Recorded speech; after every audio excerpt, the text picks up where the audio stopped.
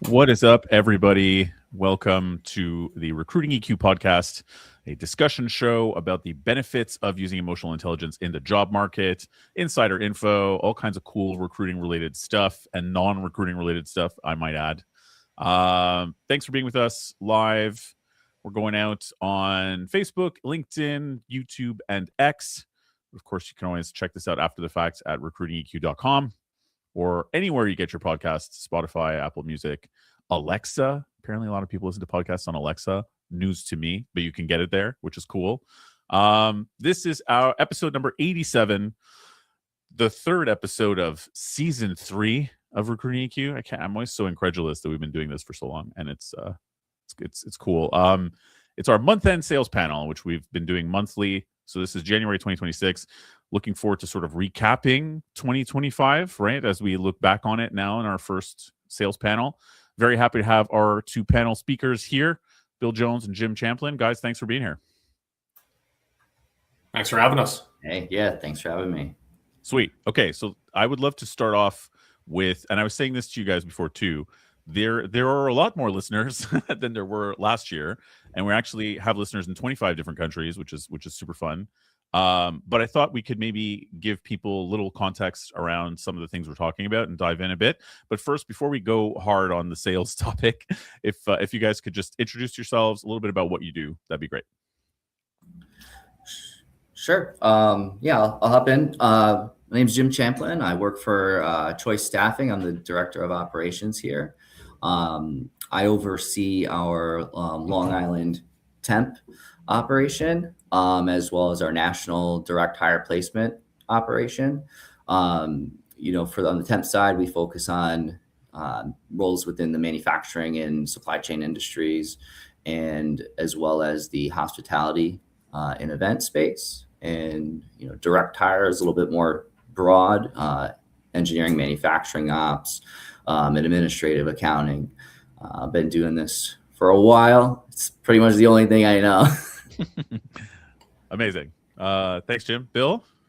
Sure. I'm Bill Jones. I'm the market manager for the New England region for the Jonas Group. We are a nationwide insurance recruiting specific firm. So we recruit insurance professionals all across the country, whereas my territory is anything from that New York, Connecticut border on up into the Northeast, like Maine, basically, covering those 6 states there. So we, I oversee our direct hire, placement for our agency recruiting team. I've been doing this I just passed my 6-year anniversary in Nice. early November. Thank you. The big 6 years. Love it. Feels like yesterday. Crazy. As of yesterday. Oh man, we missed it by a day, but that's okay. Happy No, belated. it feels like yesterday. But yeah, thank you. Feels like yesterday. Gotcha. Okay, awesome. That's amazing. I love that both you guys are in very different verticals, so it's interesting to get the perspective on both. These sales panels have been about just whatever the heck's going on and what you guys are seeing. So very curious to know anything that you find is super different or challenging in sales in general. But I also get a lot of requests from people to ask, what are we seeing in the market? I think people are, especially if they're not directly in recruitment, or even if they are, headlines are wild. Market seems up and down and all over the place. People see a lot of layoffs, and then they also see a lot of opportunity. So I actually think it's pretty useful to people to sort of dive in a bit and sort of share what you're seeing in your vertical in terms of things like, what kind of challenges do your hiring managers are they facing, or what kind of trends are you seeing in your vertical with your clients over 2025, or how that's changed? I think that'd be great info to share. Yeah. I could hop in if you want me to get it kicked off, but Please. Yeah, one of the more interesting things that I've seen as a trend in the manufacturing space, because it's been a lot of ups and downs, right? It's been pretty volatile. Various different factors influencing that. But I've noticed, specifically that we're seeing a lot of these manufacturing companies, more local, privately held manufacturing companies. Maybe it's family business, they're on 3rd, 4th generation. getting bought up, more private equity buying these companies, and they might go through that round of layoffs, kind of what you're seeing. The PE firm is going to invest a ton of capital into a lot of the automation. So I've taken a few tours. We go on site, anytime we start working with a new client and just kind of get a lay of the facility, kind of understand their business a little bit more. And I've seen it. I've seen some of this equipment. It's incredible. Things were, and when I started, I would see, some food manufacturing companies where you had, 20, 30, 40 people all on a line, individually packaging items or inspecting, cookies or donuts or, pasta. And now it's like machines galore. And, they're really more focused on like sanitation is kind of a heavy focused area, changing over what those machines are producing, and the technician side of it. So the mechanics, the guys or girls who are going to go in and fix the equipment, maintain it, schedule the preventative maintenance. So we've seen kind of like a boom in that happening. So fewer like line workers getting jobs open, and more technicians and people who are running the machines rather than a workforce of humans. Yeah, exactly. So all those people who would be individually packaging a food product, let's say donuts or cookies, it's just all automated. That's robotic arms, that's automated packaging equipment. Even like once the boxes are packaged, the conveyors that are like moving those out into the warehouse onto pallets, right? All being automated.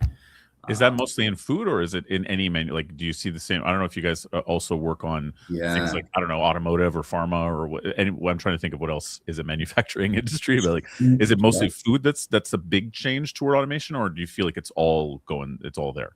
Food is heavily, right? And that's where I'm seeing a lot of the PE firms coming in and buying these like second, third, or like more like third, fourth generation family owned businesses.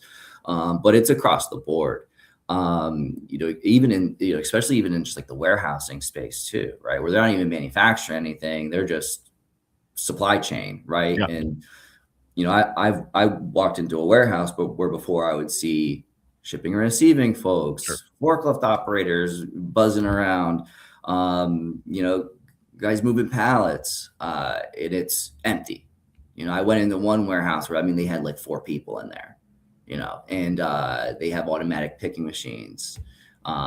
They got little robots that come around and if they're like clean up aisle 6 type of thing, wow. How does that change things for you or for staffing, sales, and delivery? Is it just a huge decline in the roles, or has the upswing of technicians floated you like monetarily, even if it's fewer positions, maybe they're better paying? Like, how does that all look? Right. I know it's in flux, but right now, how's it looking from your perspective? Yeah. And so, that's not every company right now. So we do have, still companies where obviously we're putting, hands on the line, but it does change how, what we need to focus on. And it does change to being more like we have to focus on maybe a little bit higher level, more sophisticated recruitment, right? Because if you're hiring 20 or 30 picker packers, you post an open house and you have people walking in and calling in and you're screening a lot. Where if it's a skilled maintenance mechanic who specializes in anhydrous ammonia freezing and for refrigeration equipment, you got to do a search. It's a lot more. There's a lot more involved in that. And then, pricing structure does change a little bit too, because now you're maybe that one person, right? Since they're making more money, they earn more money, they have higher skill level. It's harder to find. You're charging a little bit more for that search. That one person could augment, or maybe 5 or 6 production temps. Let's just say. Right. Yeah, that's interesting. That is a big change. I'd love to get back to some of that later in this episode. But let's hear from Bill too. Bill, how are you feeling about in the insurance space? Any big trends or changes that you're seeing in hiring manager behavior, sales, or the types of jobs that are open? Or A few things come to mind as far as changes in the last year or so. The big thing is that we have a lot more competitors in our insurance recruitment space. Really? I think that a lot of people are seeing how lucrative it is and how niche of a space it is. So we, unfortunately, been dealing with a lot more competitors, specifically in the New England, market, as well as we see a lot of insurance recruiting specific firms popping up across the country, not just within my market. So definitely the competition is at peak right now. It's the highest it's probably ever been. So it's one thing that we're definitely having to deal with these days. The next thing, there's a lot of M&A activity for us, a lot of mergers and acquisitions going on. If you know the insurance agency space, then you know that it's happening every day, where these smaller agencies, third generation, fourth generation, family owned and operated, mom and pop type shops are selling to larger conglomerates that are buying up,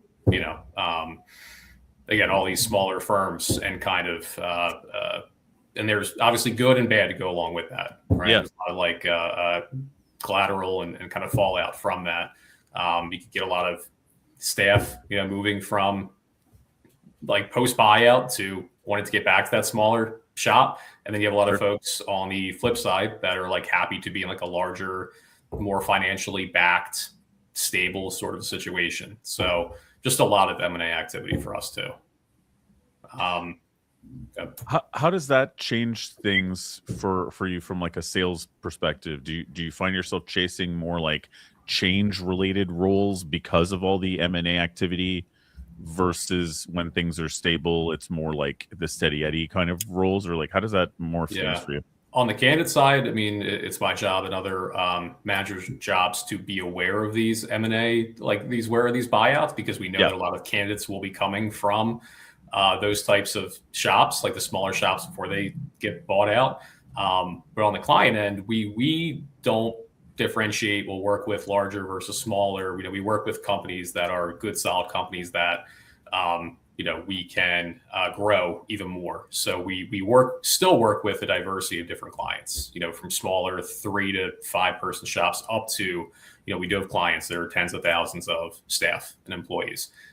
So like, we're not picky and choosy on that. We're just more so picky and choosy to make sure that there is a good working relationship that can be established regardless of size. But it definitely affects the market and how many kind of firms that you're able to kind of do new business with or chase after, because of some, restrictions on their hiring processes or things of that nature. So what about so I hear this every once in a while, but I'm not super plugged into insurance. I just know people who are in the market, whether they're clients or whatever, talking about how AI is going to start rearing itself in the insurance market, particularly in things like underwriting, actuarial, and risk, where before you'd have a team of human beings who are doing this. Now it'd be like a lot of these things can be quasi underwritten by AI, and so you need fewer people who are more like AI savvy to manage them and so on. Are you seeing that that's showing itself yet, or is that more like a future change that's not really implemented yet?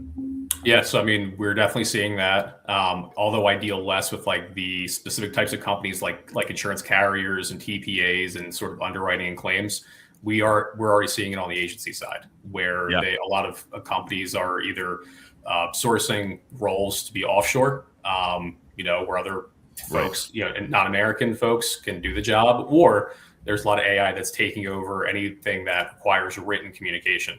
So you're on the money as far as AI sort of taking over that space more and more each day. It's interesting though, right? Because it's like, from just a pure business perspective, you're a business owner, it makes sense to use AI tools or robotic automation, like you're saying, Jim, to make your plant, your factory, whatever, or your insurance company more profitable, more efficient, and leaner.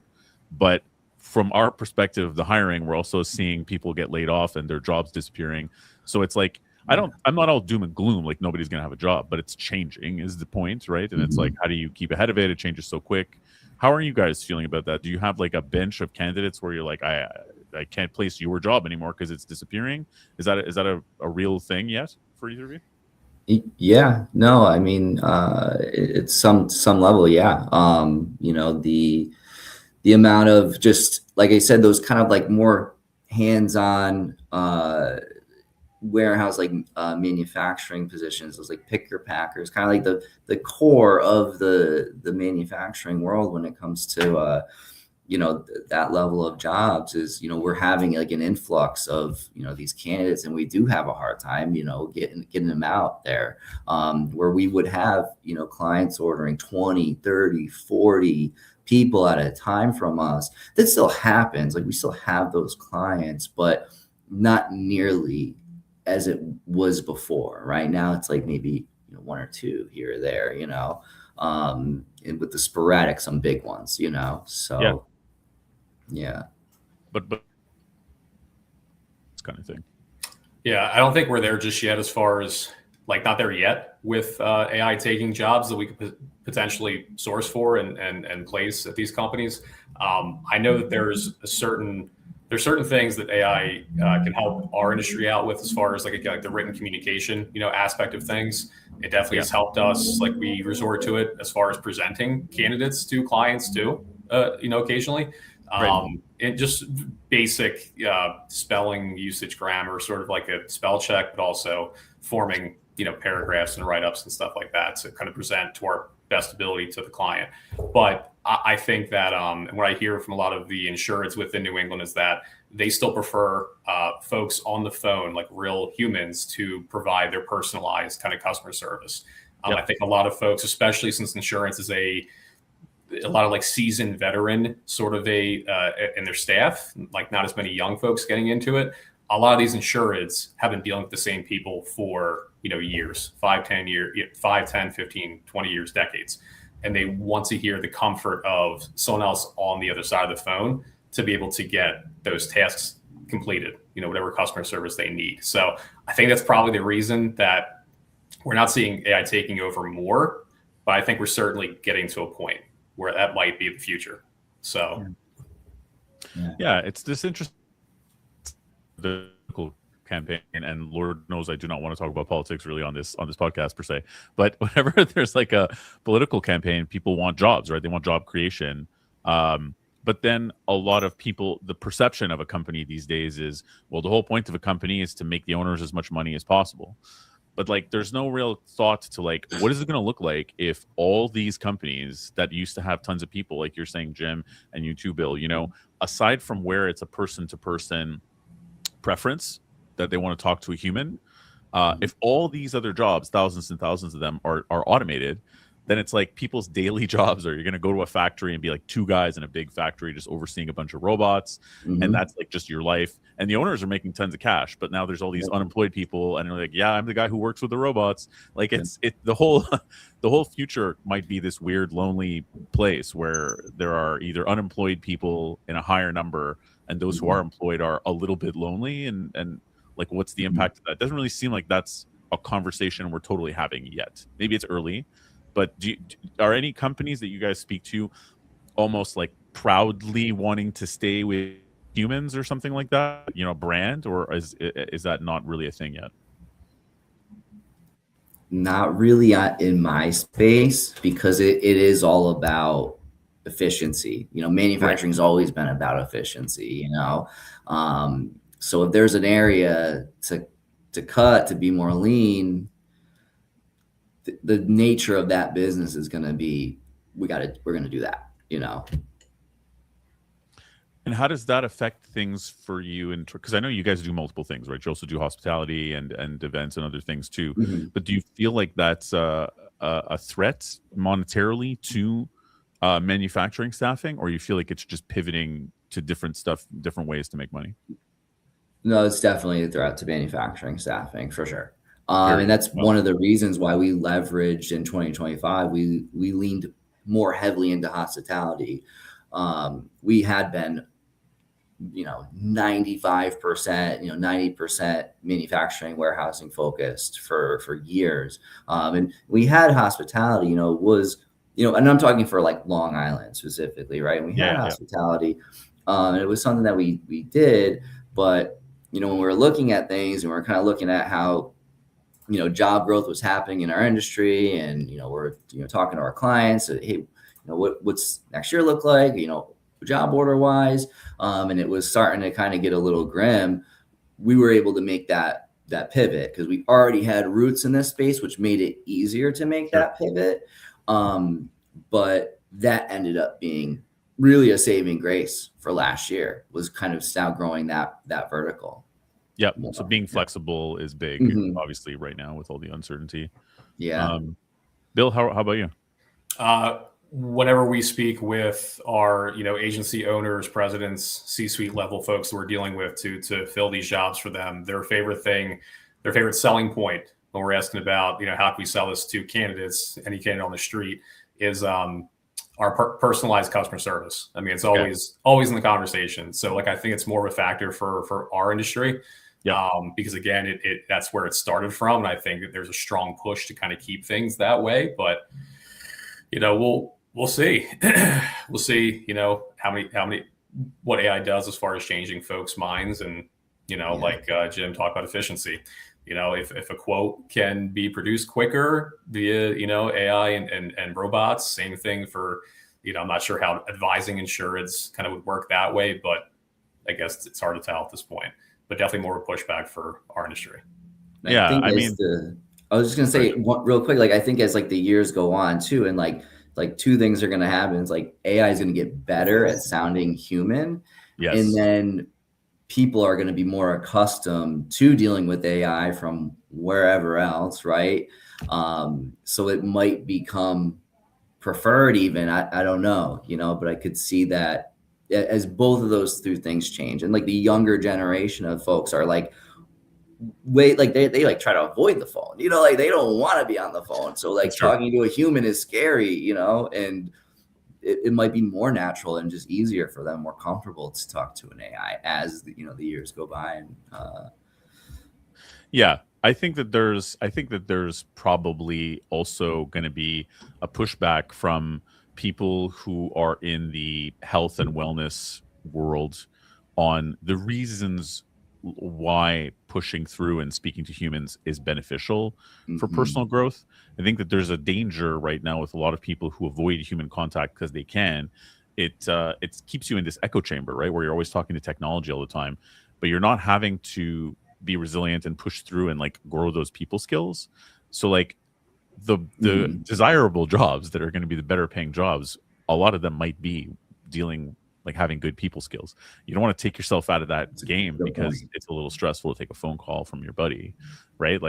All those little things add up. And if you lose those people skills and you're super awkward or whatever, in a little bit, having good people skills is going to be well paying, right? Because it'll be a higher echelon. The human experience will be like the deluxe experience, right? So it's being good at it is probably a good idea. Yeah. And that emotional intelligence, being able 100%. To kind of read who you're speaking with their emotions, and what are they saying behind the words that they're saying. Yeah, that facial level cues, and tonality changes, picking up on those things. Totally, that elite level I think will start to become a thing, right? Yeah. Where people will be anybody in customer service, like Bill, you were saying, if they want their personalized customer service, anybody can just say, I'm sorry, that happened, and sound like an AI or whatever, and regurgitate things. But I think it will become a deluxe job where you need to actually use your emotional intelligence, establish rapport with people in a real way. I don't know. Are those factors coming into the interview process for what you guys are seeing, that people are looking a little more at the person and their ability to, I don't know, their resilience, creativity, empathy, things that aren't just grinding it out like an AI bot could do?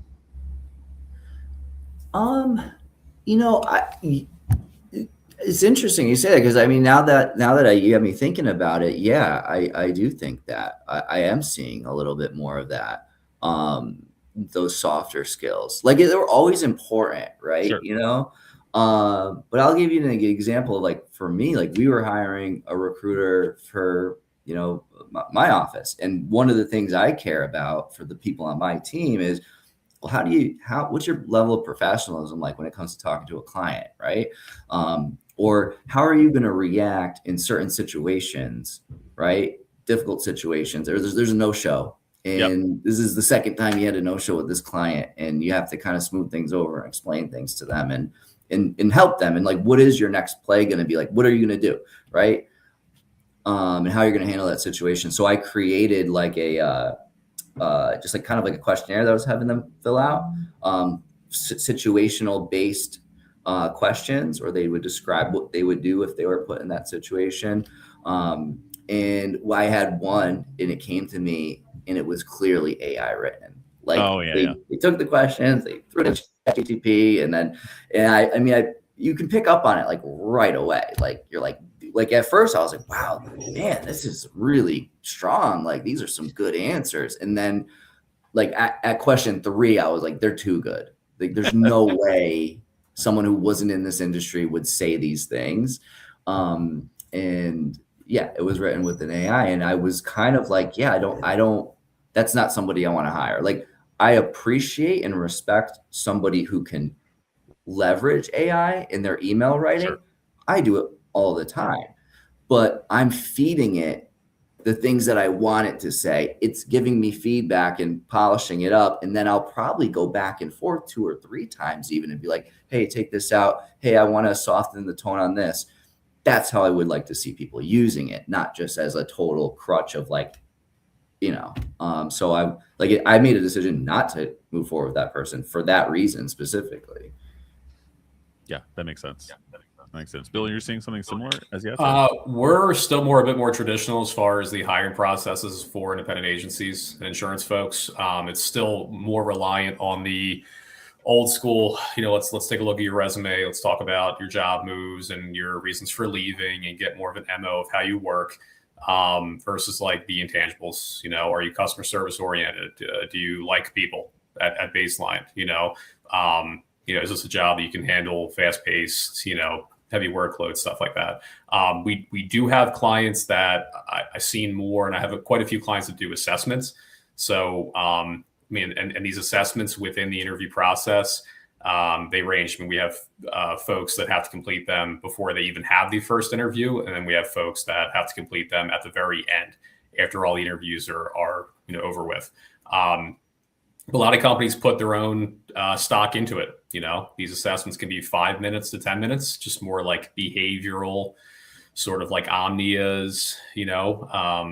And Colby, and there's a few that are out there that are used widely, but some can be up to an hour and a half, and they have like high school arithmetic in there, and they have, you know, all these different like behavioral mixed with like math, mixed with decision making, insurance content knowledge. I mean, it really does differ based on what the company's looking for. But I will say, like, we have seen more assessments that are out there and issued to kind of test that water compared to like traditional. But I'd say we're still sort of in the phase where it's more traditional. You know, just sit down. If you like the person, if they give you good answers, you see them being successful, pull the trigger. But again, who knows what AI will kind of bring in the future with that. Yeah, for sure. Totally agreed. But that is interesting. I mean, I guess I'm not that surprised that insurance would still be more traditional. What about internally? Like, do you guys find that your jobs have changed as leaders, or from a sales perspective in particular, because of this, you or people that report to you, that the job has changed in 2025 in any more notable ways?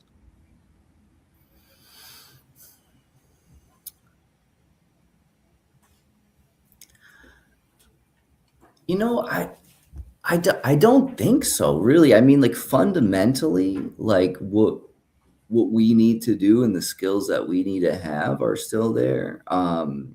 You know, changing your approach, right, and the tools that you use to get that result have changed. But I think the process has stayed the same, right, for the most part. On the sales and the recruiting side, you're saying? That's on the recruiting side. in somewhat on the sales side as well, you know. I really still think like sticking to like what we're seeing is like old school sales, getting your face out there, and you know, whether it's just, you know, doing like little drop offs, you know, shaking hands, making phone calls, like there's so many people who are like, great, we've got all these AI tools and I can send, you know, 2,000 emails out Yeah, a minute. and I can have it create social media content for me and this and that. But like, what you don't understand is like, yeah, but everybody's doing that Right. because it's easy, you know? And so it becomes noise. Like, so, you know, we're pushing our sales folk to be out there on the road, shaking hands, knocking on doors. And I think it's honestly being met with warmer you know, a little bit more warmer than it has in the past because there's less people maybe doing it now, and they're more relying on emails. But I hate it. Like when I get marketing emails from people, like, and I see that it's written by AI and it just looks like the last 20, it looks exactly the same as the last 20 emails that came through. It's like not unique. Even if you say, ChatGPT, type me a unique email, that's this and this. It's not unique. They're formulaic, you know, it's so I think that in a way, you know, needs to change. We need to get back to that.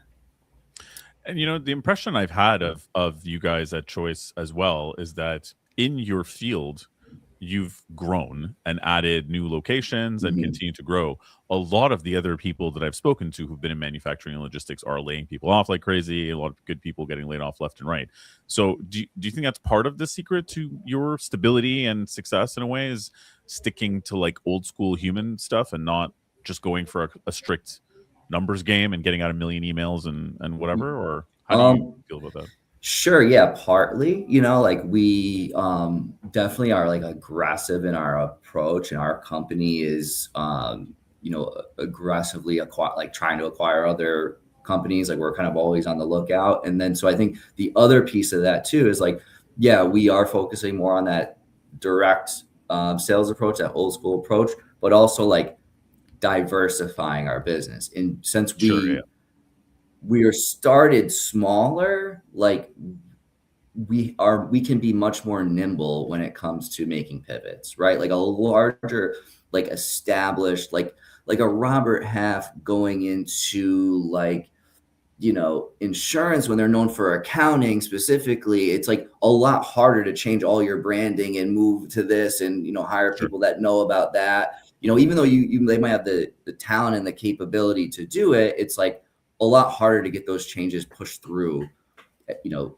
the executive level quickly, where we could pivot on a dime. And so that's part of it. And then, yeah, we've gone to other spaces too. So I mentioned hospitality, but, you know, we just acquired a business in Texas that's home healthcare agency, right? And we've now added them into the fold. And so being open-minded, being willing to take on, you know, roles in other industries, diversifying the business has been what's been helping us kind of carry through that. Hey, manufacturing is volatile right now. Awesome. Bill, how about you? What have you seen things change internally in the sales or recruitment process? Yeah, I mean, speaking about my own job, it really hasn't changed too much in the past year. Still responsible for like, you know, 50-50, like day-to-day split duties of like coaching and mentoring, you know, like my team, you know, leading team meetings, implementing sales techniques, just kind of helping them out with their professional development. And then on the other side of the coin, maintaining a client book of business and making sure that, you know, our jobs get filled.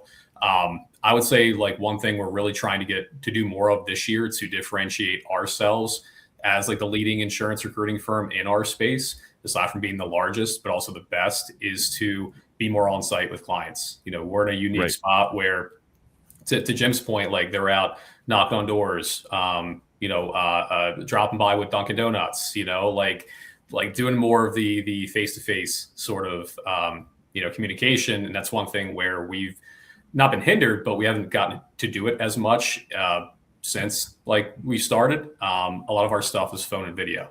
So like, for example, we'll be taking at least a couple trips out this year to New England, meeting with folks around Boston and Hartford, and, a couple of our really good relationships with clients around there. We're staffing internally for recruiters and other search consultants at the Jonas Group for folks that are right there on site as well. So even though we're phone and video focused, because my team has staff in all different states that are not New England, looking at New England specific folks to make sure that they can do some drop-bys, bring Dunkin' Donuts and stop in and just do a quick little, kind of weekly touch point meetings, things like that. And to both your points, like that's what strengthens that relationship. It's one thing to have a great phone call, half hour, and shoot the bull, but to be there in person, face to face, and having dinner, having a drink, whatever else, like that really compacts the relationship. So we're making a big push, like for my team, to do that this year, and we're also trying to secondly get into different insurance company spaces. So like right now, my team is more independent agency focused. And that's been our bread and butter, for the last several years. But we're trying to get more into like different types of insurance company spaces, like wholesalers, MGAs and MGUs, risk management firms. Like Jim was talking about private equity earlier, working with private equity firms, just expanding wherever we can to open different streams of revenue and just be really diversified. It's been the word that's popped up, and that's what we're trying to do too. So it sounds like both of you guys, even in very different industries, but still in staffing, it's getting more into the face-to-face contact to have those deeper human relationships, and also diversifying your business, at least in a way that makes sense that you can pivot. Seem to be the 1-2 punch to keep it rolling and grow. Yeah. I mean, the more of a jack of all trades company you are, the more areas you can cover. One size fits all. Don't need you go into a different company or competitor to do this one function when we can cover it ourselves. Just need to put more resources into it. So that's how we feel.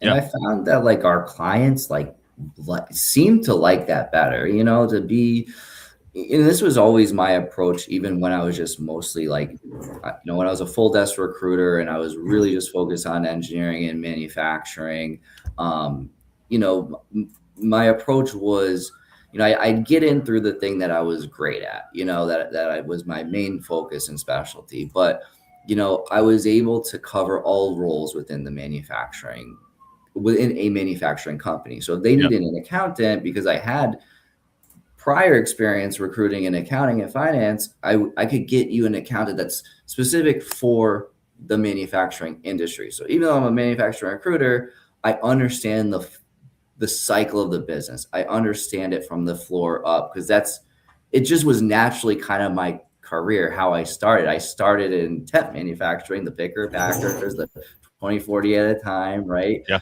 And then, so that's what I knew, and it seemed like clients like that, to be able to come to me and develop that relationship where I could help. I understand your business needs. And I understand why an accountant in manufacturing was different than just any accountant who worked, for an insurance company, right? Right. And be able to work with them on more projects. So they seem to like that was that one-stop shop, I feel like recruiters can be annoying, dealing with us multiple for different, for the accountant and in the warehouse, and then another guy for, marketing. Like, no, it's true.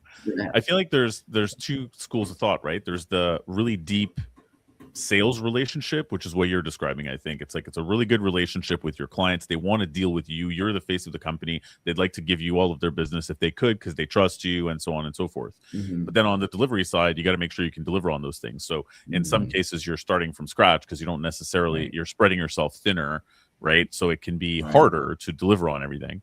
Then there's the other mentality of going really deep in one kind of candidate and having these really deep candidate relationships. You've got this like active network that you nurture, and then you not spray and pray exactly, but you go to clients and you're like, listen, man, I got these great candidate relationships. You don't need to have the same level of deep client relationship because you're investing a lot in the candidate. Obviously you want both to an extent, but but a lot of firms were sort of, it seemed, elevating themselves toward the, oh, we got the candidates, like we got them on lock, the hard to find candidates, and the specialization going really like, an inch wide, a mile deep seemed to be the thing.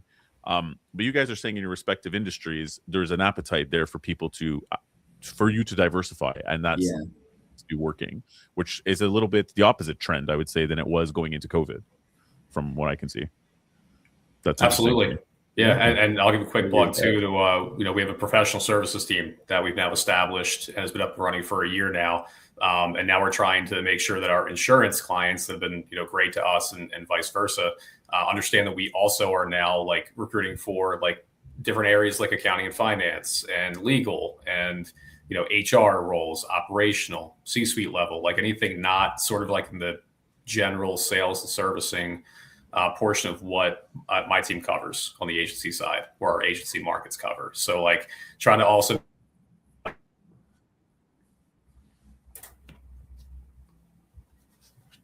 Did we lose Bill? Yeah, I thought it was me for a second. I think we lost Bill. Unfortunately, here we are talking about technology, and oh, you're back, Bill. Yep. Sorry, we lost you for a second. Phased out for 5 seconds. I'm back. But yeah, so you were saying you have professional services and all this as well, which are picking up. Yep, and I heard you mention technology too. That's another one area that they also cover. So yeah, it's interesting. It's interesting how this whole thing's evolving. Sorry, Jim, you were going to say? Well, yeah, and I think like the thing with pivoting, because we're talking about pivoting and diversifying, kind of being that one-stop shop. And you had mentioned like, but there's a risk of not stretching yourself too thin. And I totally agree with that. And I think if you're going to take that approach where you're going to diversify, like you have to have some sort of footing, knowledge, or expertise in that area, right? Or at least like you're putting most of your attention in on it, right? So it's not like, okay, now I do everything. It's okay, I'm doing manufacturing now, then I'm doing hospitality, then I'm doing this, right? So it's not all at the same time. And then the other thing is I'm real honest with my clients. And if it comes to like, hey, I can't do that. Sure, yeah. I'll let you know, and I do have a few of those like, hey, line in the sands. Like I won't touch IT. I just, it's not something I've ever gravitated for, and I know I'm not the guy, and so I have no problem saying that, to a client, like, hey, or like, if you really want me to give it a shot, I will. But like, I think maybe bringing somebody else is a good idea if, you're not seeing what you want from me in a week or so, because this is not what I do. And that, just helps your credibility when you can be that impartial and things, and positions you as like a true business partner, as a like, hey, I just want all of your business. Like I don't want to convey that type of message of like, I just want everything. It's like, I want everything because the areas that I'm telling you I can do. And if I can't do something, I will tell you, For sure. That's important to keep that long game mentality and keep the trust, right? If you just keep taking every job, I mean, eventually you're going to falter, and it's going to seem like you just want their cash. Right.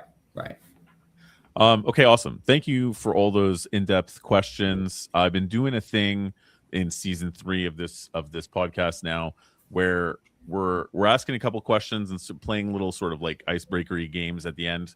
So I'm going to throw this at you impromptu. You guys know over under?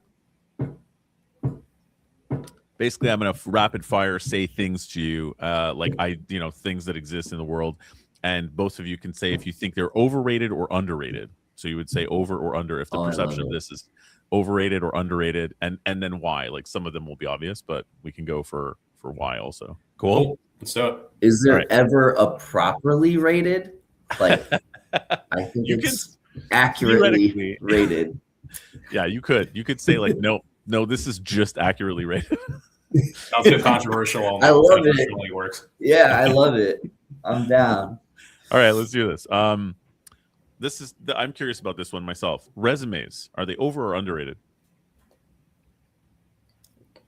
Underrated. Bill?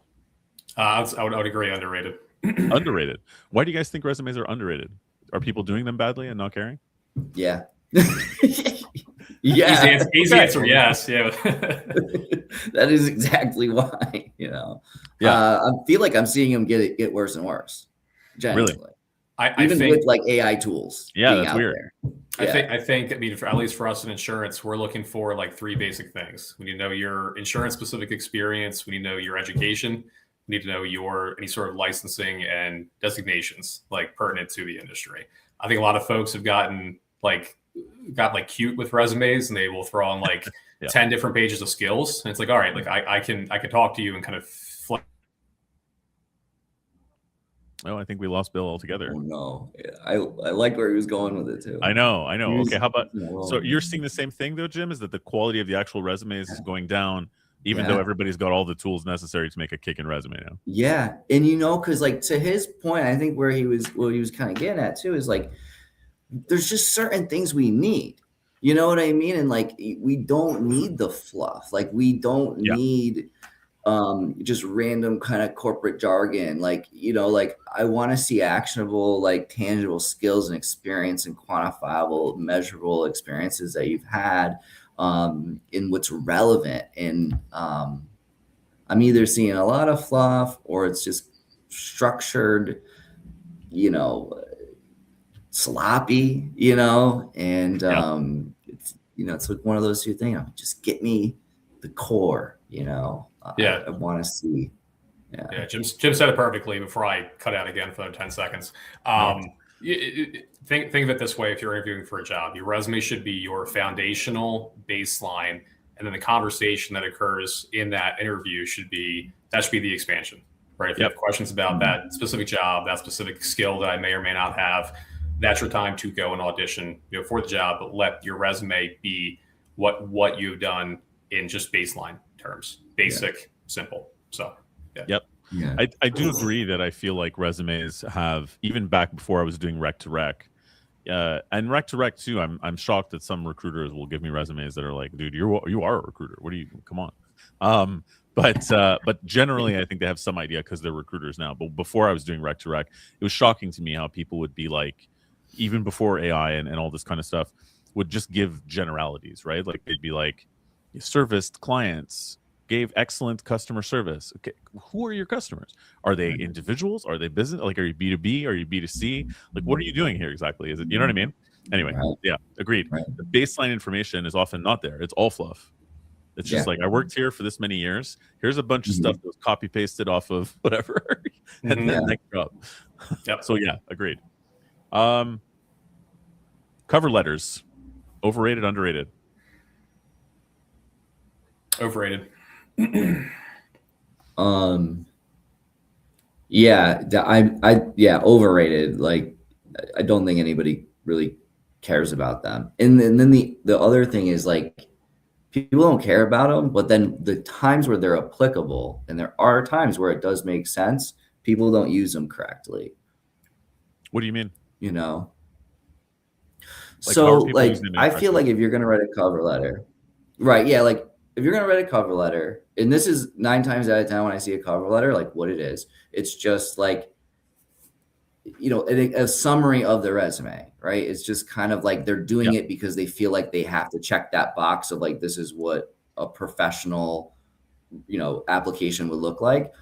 And that's not the case. The cover letter should serve one specific purpose. And that is if you've got to explain something about your experience in words, meaning like a good example would be, if I'm pivoting out of an industry and I want to get into a new industry, right? So there's going to be like, whoever's reading that resume is going to go, well, you're not in my industry. No, but I could explain in the cover letter, hey, this is my passion. I've actually been going to school for the last 2 years, learning this, this, and this.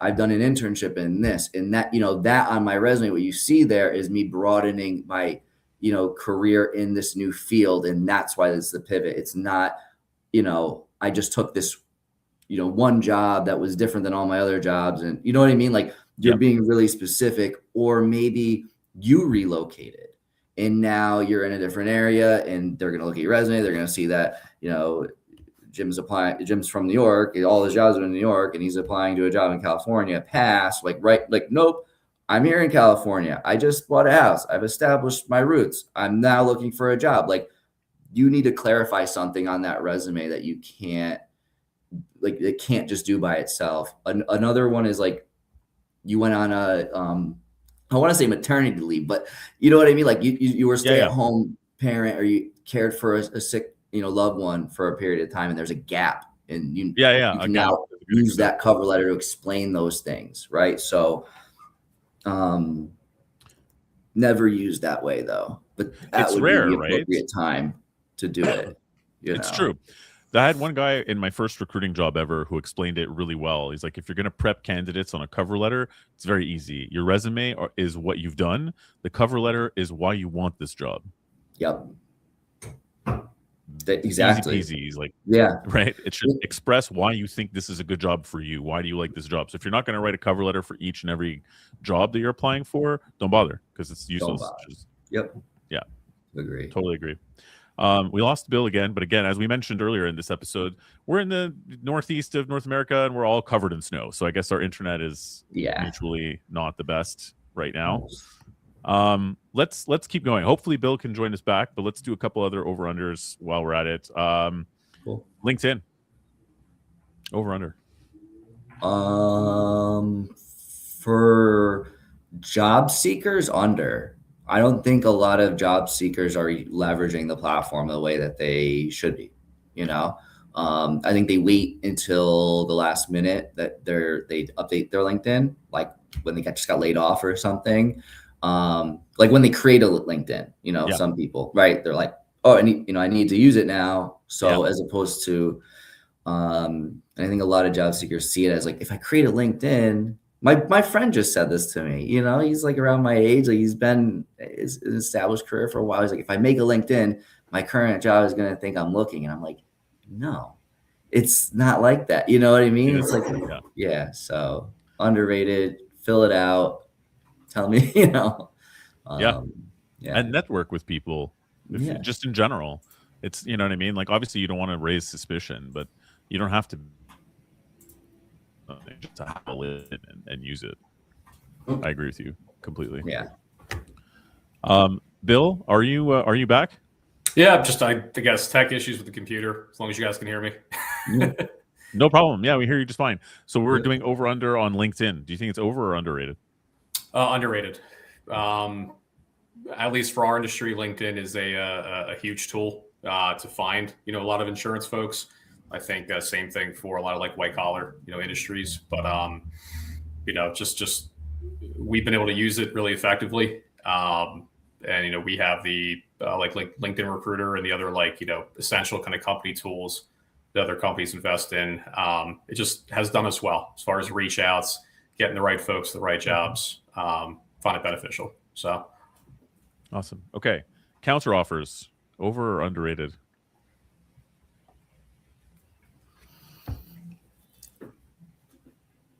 Like how so? Like from the perception of like the candidates, or like from the perception of like the recruiter? I guess I was thinking from the perception of the candidate, like out there in the world. Do people think that counter offers are a good thing or a bad thing, and are they right or wrong?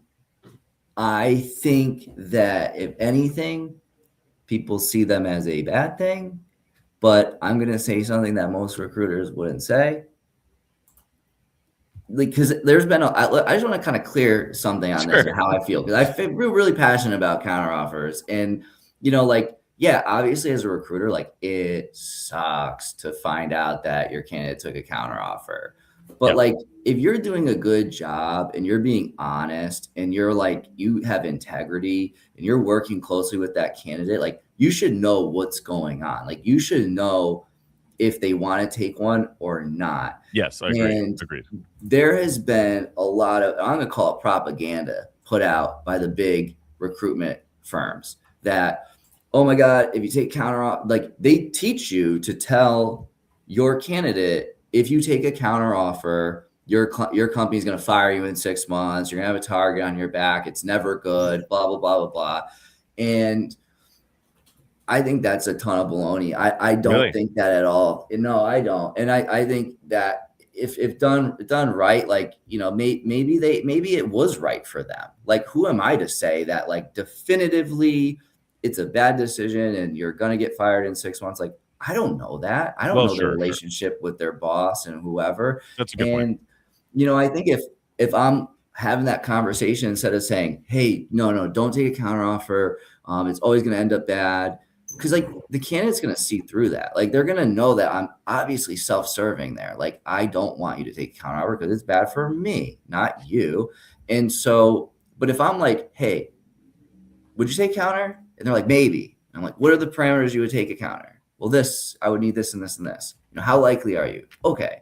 What do you like about this job? Right. And we have an honest conversation. I'm like, if you're Agreed. feeling that way and you're feeling like something about my offer is off, let me know. Like, keep No, me 100%. updated on that situation. And Couldn't agree with you more. You got to get into it with them. right. You're going to be more, at least I'll be in the know if it happens. Yeah. Right. Because one of the worst things with it is, like, you're caught off guard and then you have to explain to your client they took a counteroffer and you didn't know about it. So, I don't know what that would call. I think, what would I say? Underrated or I guess overrated? that's kind of an underrated. Yeah. You know, do what's best for you, but be honest and be honest with your recruiter. That's all. No, totally agreed. Bill, what do you think? Counteroffers, over, under? I love the discourse on this one because I'm on the opposite side of the coin, complete opposite. I 1000% agree with Jim. You have to establish that rapport early with the candidate. Same thing with the client, and be able to communicate transparently and honestly, you know, with both parties. But there's research done. There are stats that show that good things do not happen after the candidate accepts the counteroffer. A lot of those things that Jim brought up, like having a target on the back, like not being there in the next 3, 6, 9 months after the fact, that's true. That happens. We see them again, personal opinion for my company, but we see them as a temporary solution to a longer term problem. And again, I can only base it off of my observation, my work in the industry. But, you know, when you take, let's say, a counteroffer for more money, of course, like that, you know, you need to pay your bills. You might have a family, you might have all that. But if you get like a raise in money, but the issue itself is not money, and it was more of like, it's bad culture here. I don't like my boss. I don't like my coworkers. Maybe, you know, this was post acquisition and we just merged with the company. I'm not feeling great about the direction that they're going. They're more corporate now. Yep. Things do not get better. So I don't know. You know, I appreciate the discourse, but definitely overrated. Definitely. Yeah, I mean, I feel like for me in my first recruiting job, which was not Rex Rec especially, I always had one confidential replacement search a month from my clients, if not more. It went up with time, and all of them were, yeah, we made them a counteroffer, but can you please, like, let me shut my door, please replace them. So I got initiated really quickly to, oh no, you didn't. It's like, are you kidding me? This person just thinks that they got a counteroffer, they're all happy about it. Like, it happened to me every month, at least one of my clients. So yeah, it's pros and cons. Definitely, you got to have that conversation though, right? Like, got to have that conversation with them for sure. What about cold calling? Over, under?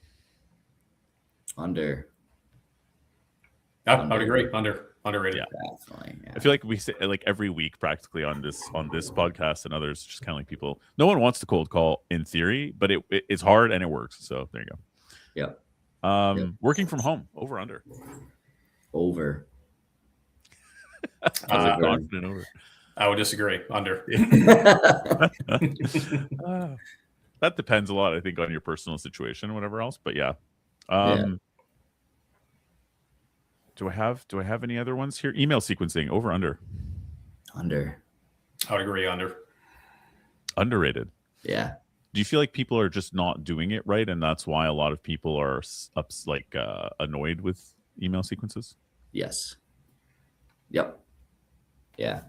I can tell them in an email sequence. Like, when I get them, like, I feel like, yeah, I can tell, but I think as a sales tool, it's underrated. Like, we should be using it more, but more effectively.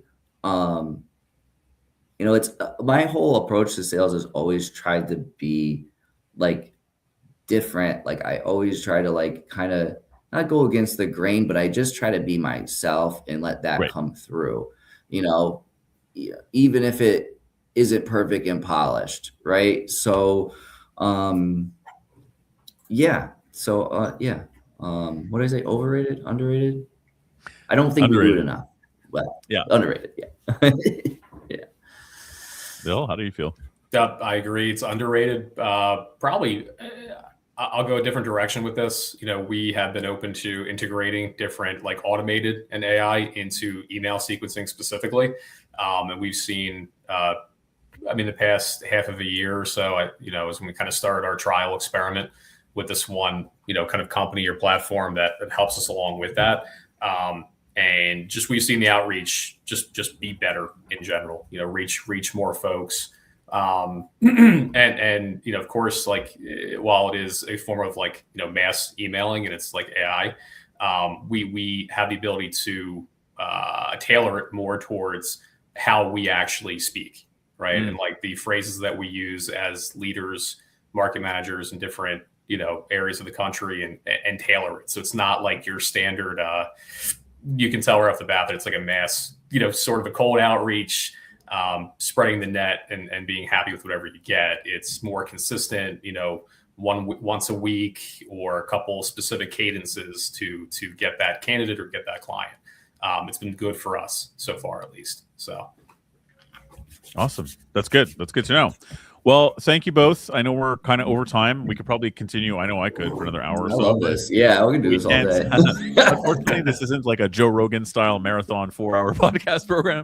But yeah, listen, thanks to you both. It's been a really good one. I think it's a great start to the year. Anybody who's listening to us live, we typically go live on Wednesdays, and that will continue for a little while. We might go some special events later in the year, but you can always find us on Spotify or Apple Podcasts, or just go to recruitingeq.com. Thanks so much for having us. Thanks, Rick. Yeah. Nice meeting you. Thanks, Rick. Always a pleasure. Nice meeting you too, Bill. Yeah.